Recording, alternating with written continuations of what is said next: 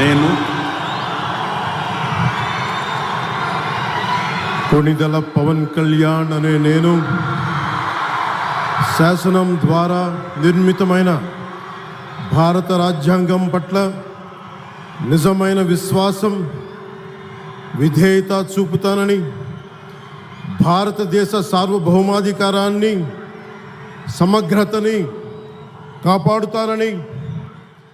ఆంధ్రప్రదేశ్ రాష్ట్ర మంత్రిగా నా కర్తవ్యాలను శ్రద్ధతో, అంతఃకరణ శుద్ధితో నిర్వహిస్తానని, భయం కానీ, పక్షపాతం కానీ, రాగద్వేషాలు కానీ లేకుండా రాజ్యాంగాన్ని, శాసనాలని అనుసరించి ప్రజలందరికీ న్యాయం చేకూరుస్తానని